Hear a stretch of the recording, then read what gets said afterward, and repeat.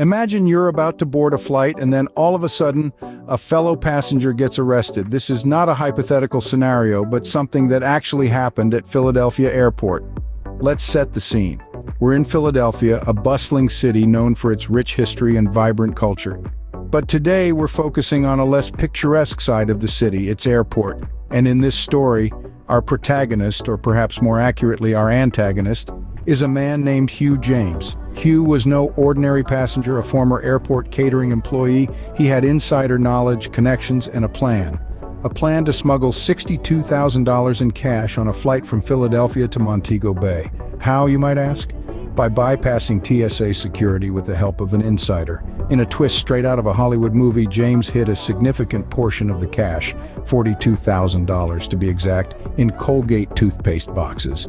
He was well aware of the requirement to declare amounts over $10,000 to Customs and Border Protection, yet he chose to ignore it, leading to his arrest. This led to a courtroom drama where James pleaded guilty to his charges, admitting to evading airport security and failing to declare currency. James was sentenced to 6 months in prison, 2 years of supervised release, and a $1,000 fine, but the question remains, is this fair?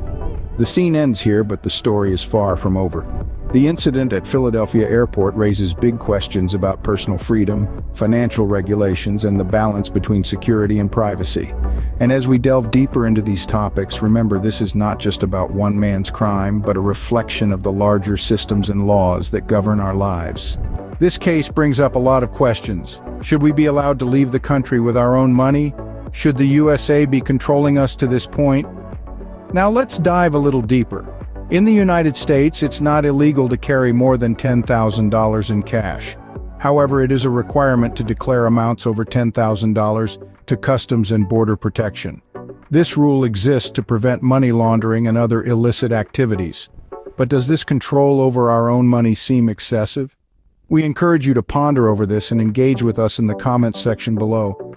Perhaps the question we should be asking isn't whether we should be allowed to carry our own money, but rather should there be more transparency and understanding about these rules and regulations?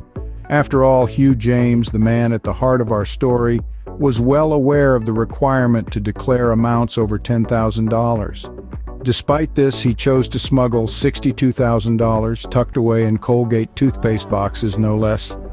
This brings us to another thought-provoking question. What about digital currency? As we move towards a more digital world, it's important to consider how these rules might apply to cryptocurrencies like Bitcoin. And what about Bitcoin? Is it illegal to carry a Bitcoin hard wallet out of the country with more than $10,000 worth of Bitcoin keys stored on it? Bitcoin, unlike physical cash, exists in the digital realm. It can be stored on a hard wallet similar to a USB drive, which can be carried anywhere. Does the requirement to declare amounts over $10,000 apply here as well? Or is this a legal loophole that can be exploited? These are big questions indeed. As we continue to navigate through the complexities of this intriguing case, we invite you to share your thoughts and join the conversation. Stay tuned as we delve deeper into the world of airport security, money smuggling, and the fascinating realm of cryptocurrency. Let's take a closer look at the scene of the incident, Philadelphia Airport. Nestled in the heart of the city of brotherly love, Philadelphia International Airport serves as a gateway to the world for millions of travelers every year. With its 7 terminals and a staggering 124 gates, it's a labyrinth of bustling activity. This hub of connectivity is always humming with life, from harried business travelers rushing to catch their flights, to families embarking on vacations, to airport staff diligently carrying out their duties. But it's not just about the hustle and bustle. The airport is also a fortress of security measures designed to keep travelers safe.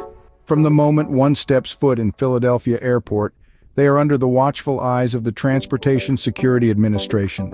Sophisticated scanning equipment, trained K-9 units, and vigilant TSA officers all work in tandem to ensure the safety and security of each passenger.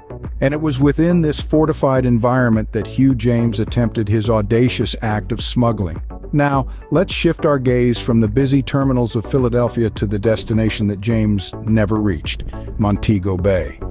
This Jamaican city is the polar opposite of the bustling airport. Montego Bay is a slice of tropical paradise known for its stunning beaches, turquoise waters, and laid-back atmosphere. It's a place where the rhythm of reggae music fills the air and the scent of jerk chicken wafts from street-side food stalls.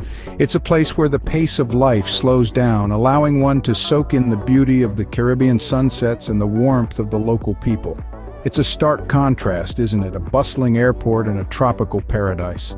In one, a calculated crime was committed while the other remained an unfulfilled destination, oblivious to the drama that unfolded thousands of miles away. So what's the verdict? We've discussed the incident, the laws, and the big questions. Now it's time to hear from you.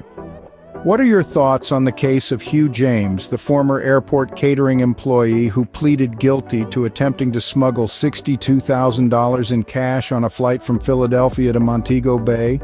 He bypassed TSA security with the help of an insider, only to be caught with over $65,000 in his possession, including $42,000 hidden in Colgate toothpaste boxes. Let's consider the sentence. 6 months in prison, 2 years of supervised release, and a $1,000 fine. Do you think this punishment fits the crime? Is it fair for someone to be penalized for trying to leave the country with their own money, even if they use deceptive methods to do so? And what about the laws that dictate how much money you can carry out of the country? Are they too restrictive, or do they serve a necessary purpose in preventing illicit activities? Remember, James was aware of the requirement to declare amounts over $10,000 to Customs and Border Protection, yet chose to evade this rule. But let's not forget the other aspect of our discussion, the legality of carrying a Bitcoin hard wallet out of the country. If you have more than $10,000 worth of Bitcoin keys stored on it, should that be treated the same as carrying physical cash? We've presented you with the facts and the questions. Now we want to hear your answers. Are these laws fair? Is the sentence just? Should we be allowed to leave the country with our own money, no matter the amount? Remember, your opinion matters, so don't be shy to share it with us. Before we wrap up, we'd like to remind you that there are promotional links in the description that support our channel.